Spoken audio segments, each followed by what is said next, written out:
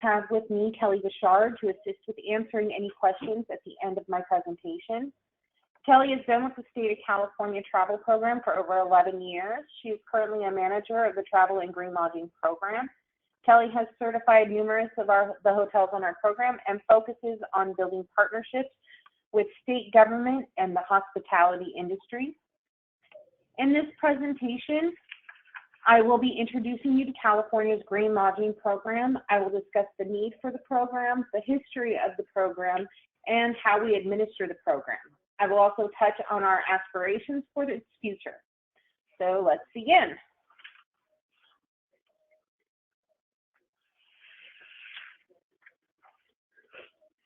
Oh, I want it. Oops. The 2018 census shows that there are 39.56 million people living in California. While the number of people who are moving to California has slowed, the average rate of population increase since 1900 is about 0.35% annually, which works out to approximately 140,000 people moving into California every year. The permanent population of California creates its share of waste and pollution, as well as a demand for energy, water, and consumer services. Every year, the state of California sets benchmark goals that minimize pollution and demand. Not only has the population grown, but the tourism industry has as well. In 2017, there were 268 million tourists. Most of these tourists were California residents, but 18% were from other states and 7% were international tourists. The travel industry has experienced a steady growth over the last 7 years, with the most recent travel statistics showing a 7.3% growth since 2017, with California beating out Florida as the #1 travel destination in the U.S. The volume of travel to and within California requires a careful assessment of the waste produced by the hospitality industry within the state, as well as an effective response. Average size hotels purchase more products in 1 week than 100 families do in a year. Our goal is for at least 50% of those purchases to be environmentally preferable products. The hospitality industry spends $3.7 billion a year on energy, which breaks down to almost $2,200 per room. Electricity use accounts for 60 to 70% of the total utility costs of a typical hotel. In our site visits, we try to introduce properties to energy-efficient products and practices that will reduce energy consumption, therefore lowering energy costs. A recent study of food waste in tourism by the University of Southern California found that 1.3 billion tons of food are lost or wasted annually in the tourism industry. And typical hotels use 218 gallons of water per day per occupied room. Water-efficient fixtures can reduce water and sewer bills by 25 to 30%. The primary benefits of a green hospitality industry we like to highlight are the cost saving and added value to the hotel property. Being green goes directly to a higher long-term value of the property. When energy-saving measures are introduced, energy bills are much reduced. When water-saving techniques are introduced, water bills are reduced dramatically. There are also humanitarian benefits with green properties, benefiting the health of guests, staff, and management, not to mention supporting green vendors and the need for innovation in the field of green products and services. Some minor changes that properties have done to be more green and reduce their carbon footprint include offering a linen reuse program, recycling paper, using LEDs in guest rooms, using LEDs in public spaces, using indoor paints that are low or zero VOC, training maintenance staff on conservation and energy procedures, recycling cardboard, water conservation retrofits for showers, recycling programs in the administrative areas, and tracking energy and water consumption on a monthly basis. There are always things that hotels can improve on. some of which are having occupancy sensor controls for the thermostats and guest rooms, recycling or composting food waste, donating leftover food to shelters or employees, using T8 lamps in corridors, giving preferential treatment to vendors and suppliers who offer recycled products, using daily cleaning chemicals that have MSCS ratings or are green certified, using T8 lamps in back of house areas, tracking the generation of solid waste on a monthly basis, recycling programs in the guest rooms, and recycling programs in recreational areas. Many properties aren't aware of the impact of these points, and if they are aware, do not know how to address them. That is where the California Green Lodging Program comes in. The program was initially created by the California Integrated Waste Management Board, CIWMB, in 2004, now called CalRecycle. The program was established by a grant, and CalRecycle teamed up with a local university, Sacramento State University, to do site visits and administration of the program.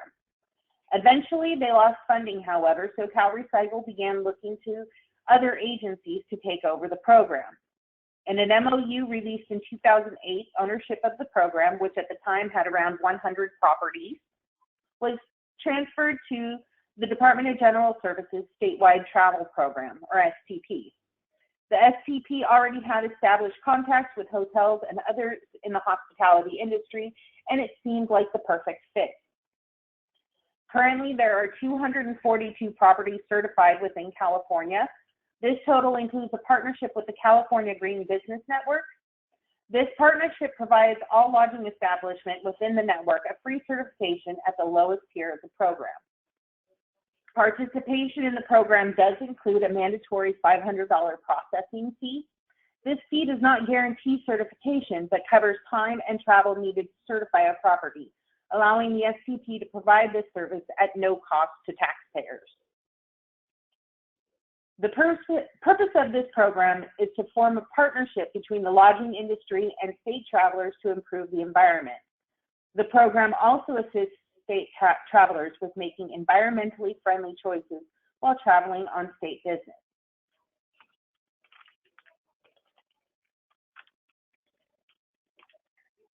In order to join the program, a property must establish recycling programs in common areas, guest rooms, and/or administrative areas, incorporate food scrap and yard waste composting programs where cost effective, participate in donation programs for food, surplus furniture, electronics, and other items, use refillable amenity dispensers or minimally packaged items in recyclable materials, purchase in bulk to reduce excess weight from packaging, minimize the use of disposable items, install energy and water efficient fixtures, lighting, and other equipment, install water conserving retrofits for toilets, shower heads, and faucets, use non-toxic or less toxic alternatives for cleaning supplies, paste, etc., adopt an environmental purchasing policy for preferable products such as recycled content office paper,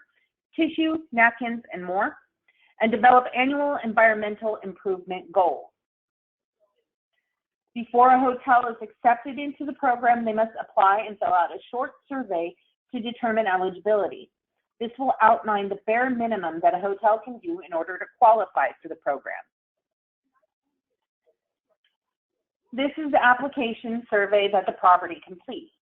It asks the property about recycling programs, water conservation, environmental purchasing policies, lighting, as well as training and communication of environmental policies.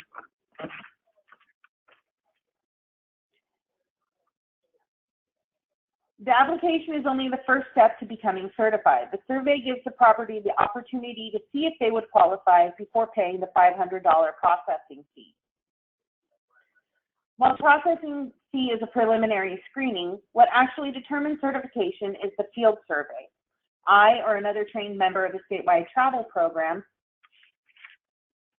will travel to the property to audit them based on predetermined criteria. That survey is then scored to determine not only whether or not the property will be certified, but at what tier of the program the hotel will be listed on. This is a page from the field survey. Scoring is based on 8 fields of sustainability: waste minimization, energy efficiency and conservation, lighting, landscaping and water conservation, pest management, hazardous and toxic substances, purchasing policies, and education and commitment.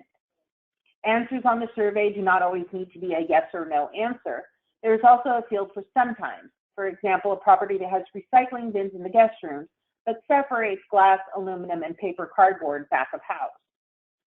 Plan to implement for initiatives that are in the works, such as Marriott's plan to implement refillable amenity dispensers in all of their properties, or not applicable, which refers to structural changes that properties and historic buildings cannot make, or changes that are not cost-effective for smaller properties to make, or that just refer to items that are simply not applicable to the property. For example, questions about landscaping for properties in major city centers that don't have any landscaping on site.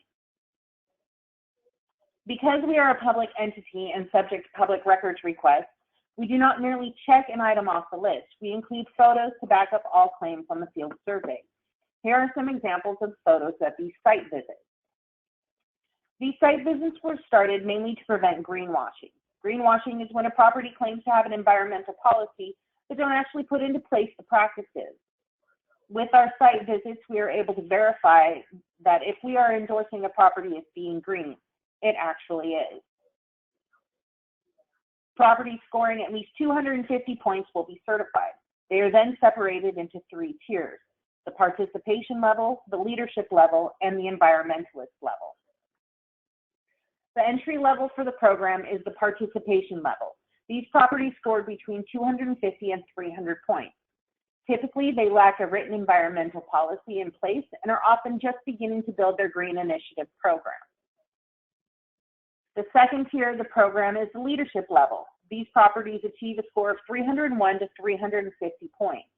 They often have written environmental policy in place and meet most of the program's criteria, such as waste minimization, reuse, recycling, energy efficiency, conservation and management, waste management, freshwater resource management, hazardous materials management, environmentally and socially sensitive purchasing policies.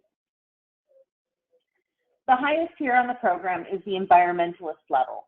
In addition to meeting the criteria at the leadership level, these properties will also go the extra mile, such as providing electric vehicle charging stations, utilizing alternative energy sources, and have sustainable food sources on site, such as herb gardens or beehives, and have occupancy sensors in low traffic and office areas. Of course, there will be no green lodging program without the buy-in of the hotels. In order to do this, hotels will need to be able to see how our program will benefit them. The first benefit we always highlight is continuing expanding business from state government travelers. State government travelers are mandated to book their travel through the statewide travel program. When a traveler books using our online booking tool, Concur, any properties on the Green Lodging Program are listed as a most preferred property, thereby encouraging travelers to choose that property over others. Also on the Department of General Services public-facing website is a link to our Green Lodging Program directory. Not only is this a benefit to our travelers when preparing to travel for government business purposes, but it also is available to refer to when booking personal business. Other benefits outside of state government travel include the ability for the property to designate themselves as eco-certified property on the Global Distribution System Sabre, as well as inclusion in the AAA guidebook and the AAA online directories as a green hotel.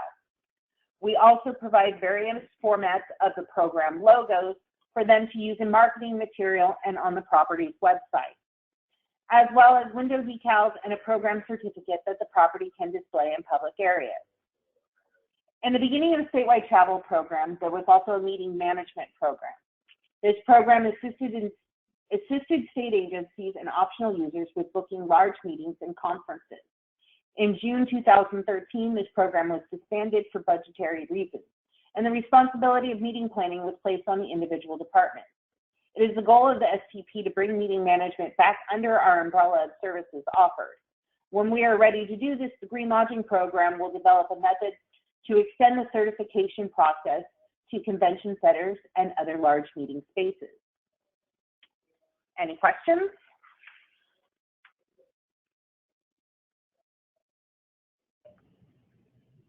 I don't have any questions that came in, and you answered most of my questions along the way. Does anyone have any questions for Katy?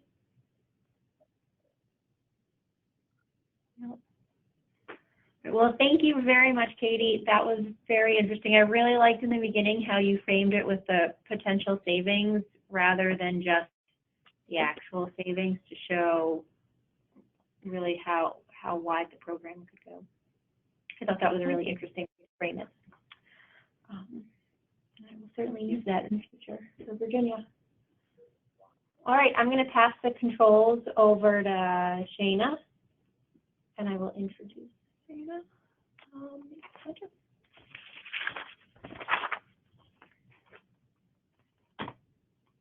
right, and let me mute.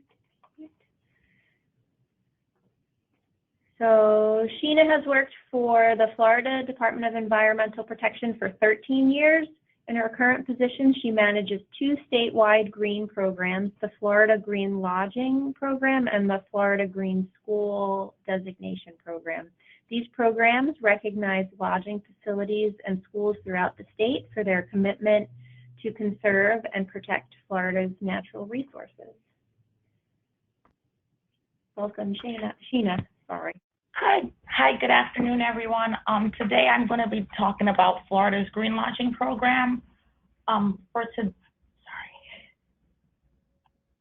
today, pretty much just going over what is the Green Lodging Program, our goals, and why is it important to our state, an overview of our designation process, and the areas of sustainable operations in which we focus on. So what is the Florida Green Lodging Program? We actually was started in 2004 as part of an office we used to have, which was the Pollution Prevention Program.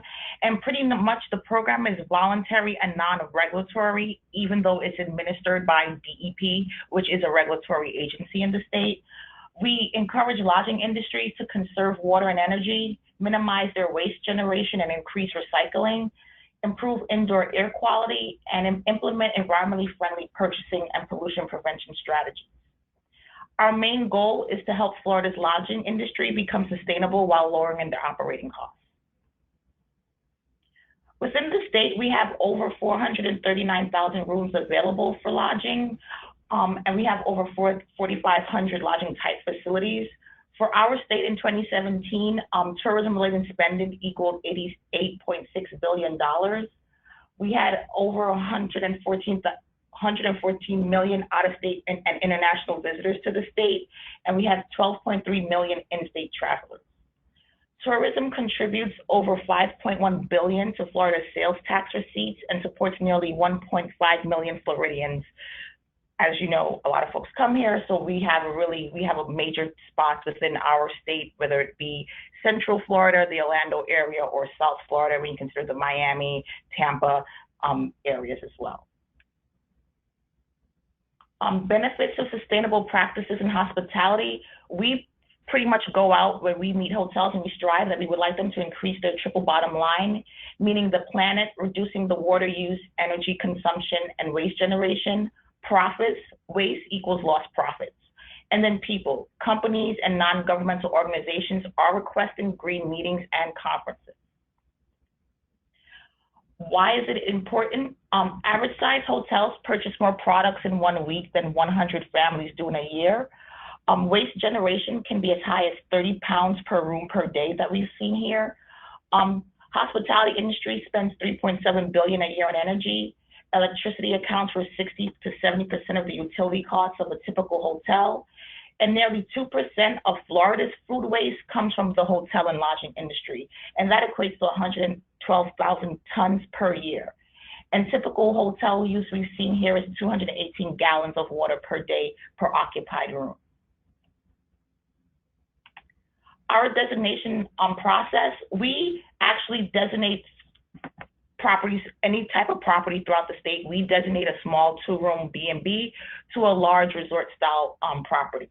All of our properties who achieve designation is listed on our online green lodging website, as well as we have an online GIS database, so they can kind of ping by their address, locations, wherever they are, and they can see what's available. Our designation is actually valid for 3 years from date of issuance. We do require properties to in order to maintain designation, they would have to renew every 3 years. We have a 4-tiered system for our applicants. So a 1 PALM rating is someone who achieves between 212 and 398 points. 2 PALM, they achieve 399, between 399 and 557 points. 3 PALMs achieves between 558 and 717 points. And 4 PALMs achieve between 718 and 796 points. For our application, we do have a comprehensive application. First, we ask all properties to conduct a self-assessment and implement environmental practices in 5 areas of sustainable operations. And we focus on communication and education. And that means their guests, their staff, as well as their communities. Waste reduction, reuse and recycling, water conservation, energy efficiency, and indoor air quality. Our application is comprehensive. This is just a screenshot. On our application, within each section, there is a point total for every section, and each question has points based from, they range from 2 to 5 points depending. And then we also can kind of add additional points if they have additional practices that are actually not a question on the application. We conduct site visits. So once we receive an application and we process it, we will conduct a site visit at the hotel to verify what they say is on the application is actually occurring at the property. Because our program is primarily administered online, I am one person running this entire state program. That's how we make sure we get out there and leverage to make sure we are designating someone who is actually doing the right thing. Once they achieve designation, we provide them with a certificate. And that's when their hotel ends up on the website. We also have compliance for the program, so we will do random audits. We call those site visits. We say random, but they are not where we just show up on property. We actually communicate, let them know we're coming. But it's to ensure that our properties know they will get seen with prior to designation, but anytime within those 3 years, we may decide to reach out and say, hey, we'll be in your area. We'd like to stop by and kind of just have a visit of the property. And that's where we get to kind of check and make sure everything is still in place. Or if they've added new initiatives, we can actually don't have to wait for renewal. We can actually see that and then award them additional points if needed. Sorry, one more thing. About our site visits, we have also, since it's just me for the entire state, we have also leveraged and have partnerships with several of the universities and colleges who actually have a hospitality program. So for example, the Rosen College of Hospitality Management that's located in Orlando, Florida, we partner with them, with the professors at the school who have course classes who are incoming freshmen, as well as master or graduate classes. For the incoming freshmen, we go down and we train them. The Rosen properties, they themselves will hold for us several rooms, and we'll walk through with them to give them on-hand training of this is what we do when we go to a property and what we're looking for. We also partner with our local county sustainability offices, and they also go out and help us conduct visits as well. And then from there, because our program is non-regulatory, those county officials, they can actually speak on the regulations for the particular county and what incentives might be available for the properties to take advantage of. Renewal, for our renewal, since it's the designation is for 3 years, we require that all properties who participate submit environmental performance data annually.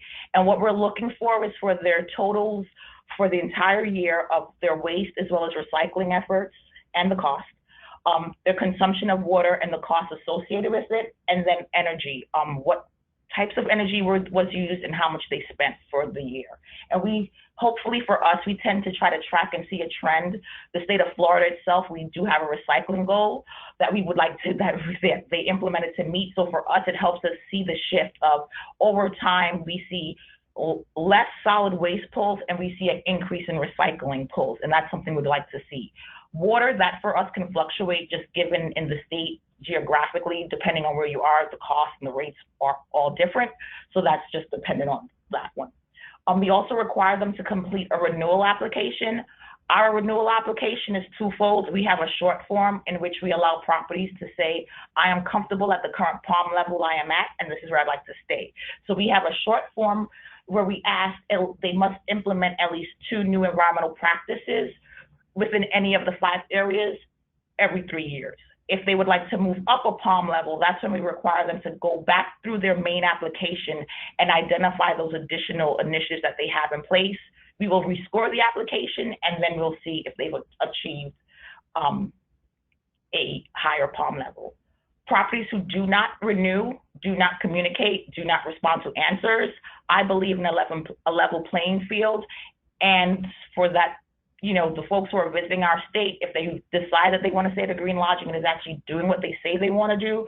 So we, on a monthly basis, go through our records, and whoever doesn't renew, doesn't respond, we actually remove them in real time off of our website and from the program. They can always return. However, we will definitely ensure that there is a site visit and we meet and speak with general management as well as someone from engineering and housekeeping to make sure that they're on board. Another thing about our program, it is 100% free. We are a state agency, so tax dollars are what make us operate. So therefore, this program is completely free to all of our participants.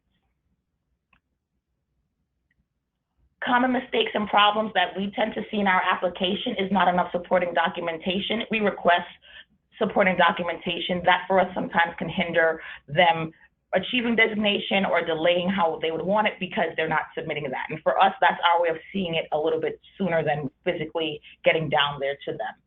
Incomplete or incorrect environmental performance data, we require that they must have 12 months. So meaning if it's a brand new hotel, we would require them to be in operation for at least 1 year, have that data before they submit an application to us. And now I'm just going to go over a few of the areas of sustainable operations. So the first one in communication and education, it's a minimum of 44 points that they must achieve minimally. And it's pretty much how do they communicate their environmental efforts to their constituents. We look for great environmental benefits at your facility and where the constituents live, work, and play. So do they clearly communicate their environmental initiatives to their employees and their guests through in-room collateral, television in the back of house where guests may have, where their staff may have a break room? Do they have we recommend them creating a green team, and that way they can pull resources. We always tell them, you eat a pizza pie 1 slice at a time. So tackle our application because we have the 5 areas to divvy up the work.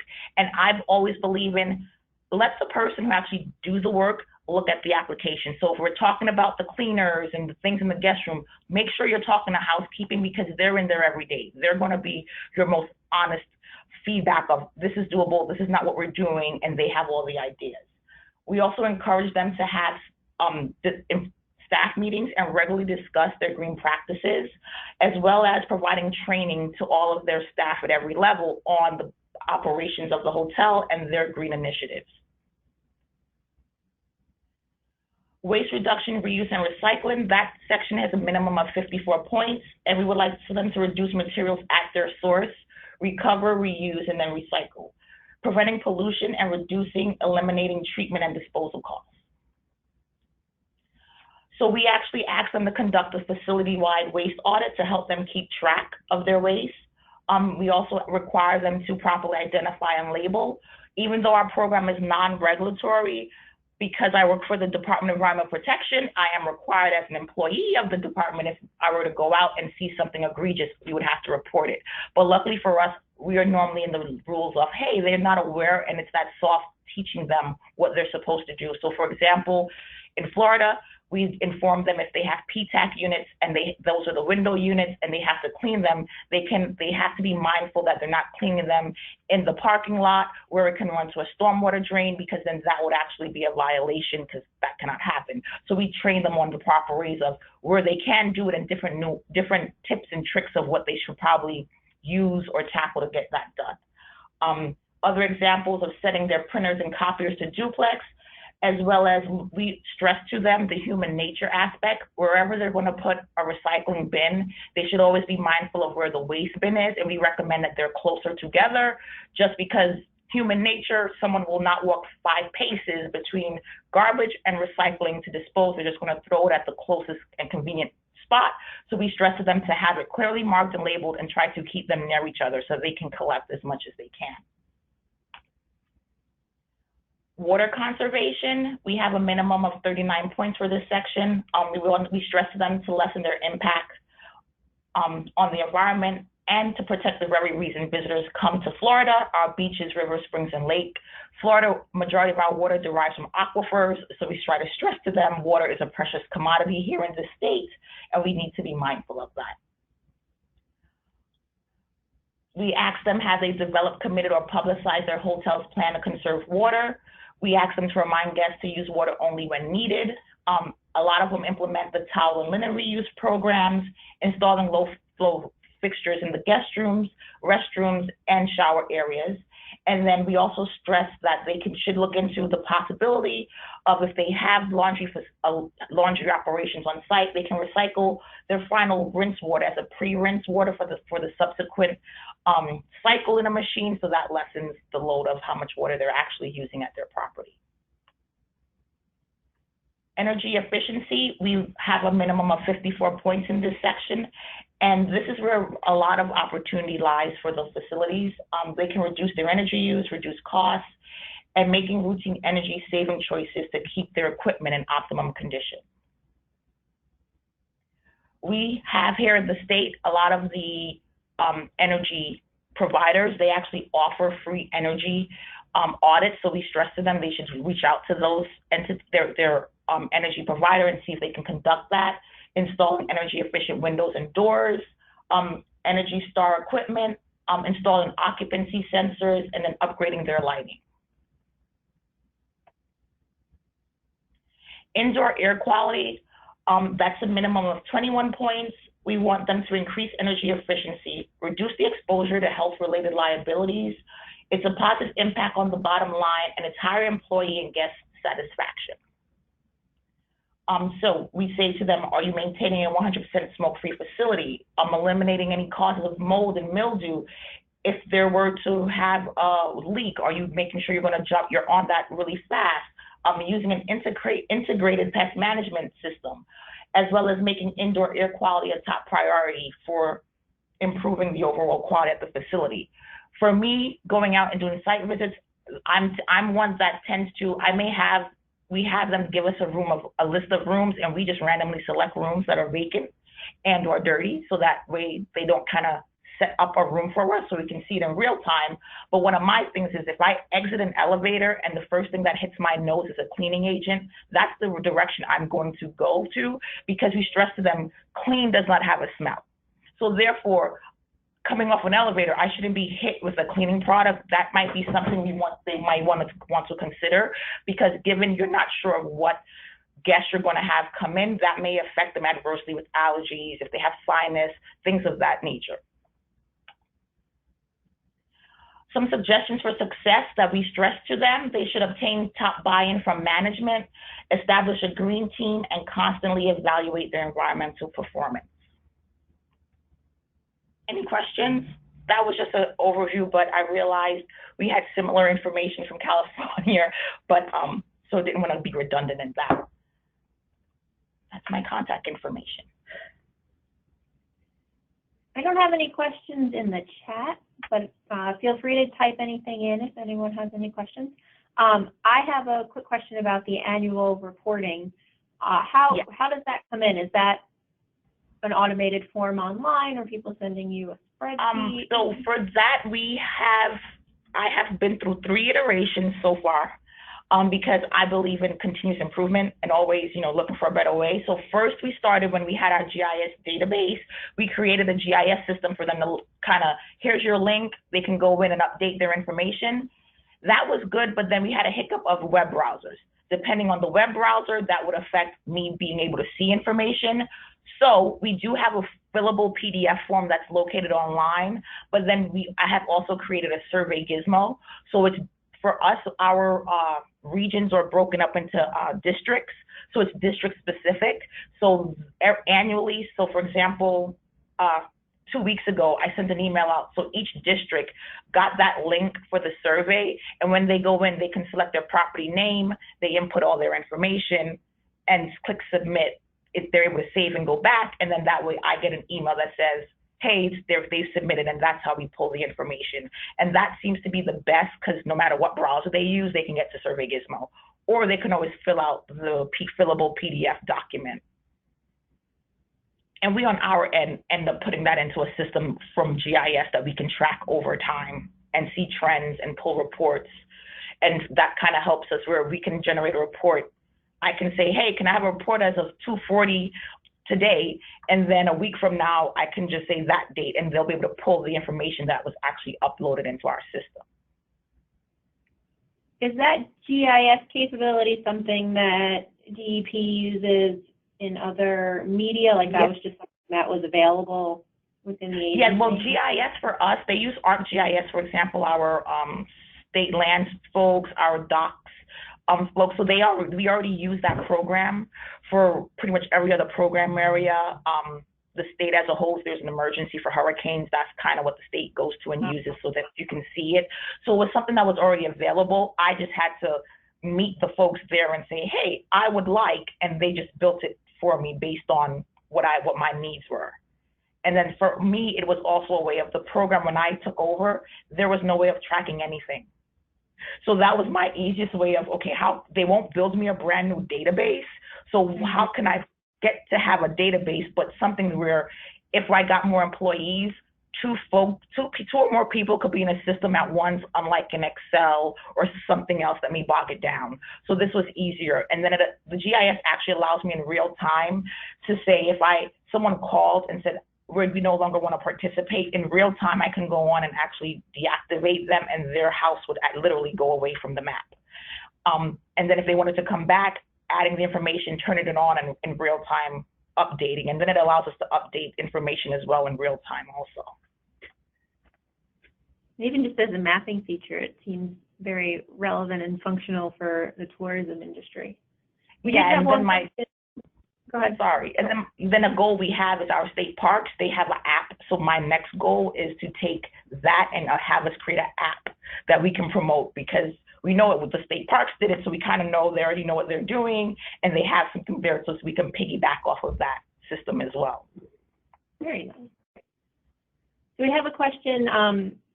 How many people help run the program? Florida is similar to Tennessee and is super long one way.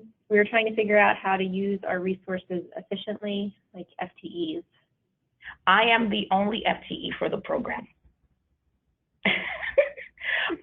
Through our P2 grant that we get, I'm able to hire an OPS. So I have an employee, but they're only good for the length of time of the grant. So pretty much it is just me, and that's where I leverage partnerships with different regions once they're trained and we work together. So I have FIU in the Miami area. A lot of their students are going out trying to get new hotels and teaching them, and that lines up with what Miami Beach as an initiative as a city wants to do. So then that's the way I kind of get help with visits. Then I have Orange County, and then I have the Rosen colleges, and now I'm reaching out for more colleges out in the Northwest, Pensacola, Panhandle area. So that way I can kind of leverage myself and get help, because I can't be everywhere at once, and it's just me for the program. So I love that use of local colleges and giving students real experience and getting some help for it as well. Yeah, I tend to tell them, I say, this is what I'm teaching you, but I was like, if we're going to stop right now, let me just give you the real life lesson. This is your potential future employer. Go out, sell yourself. You know what you're doing. You never know where your paths may cross. And then it's going to be like, oh, wait, they came in to do the sustainability, the green lodging. I remember them. That makes you may set you apart from the other candidate. You never know. So I tell them, even though you're helping me, use an opportunity to network to where you may potentially be once you graduate as a career. That's great. Does anyone else have any questions before we close? All right, I would just like to thank our speakers again. Thank you, Katy and Sheena. I really appreciate you spending your time telling us about your tourism programs, and thank you for everyone who joined in on today's call. If you have any suggestions for future calls for the leadership and voluntary program, please let me know. We do have one scheduled for March already, and March's call will be on award programs. It's March 26th at 2 o'clock Eastern time. Thank you, everyone. Have a great afternoon. Thank you.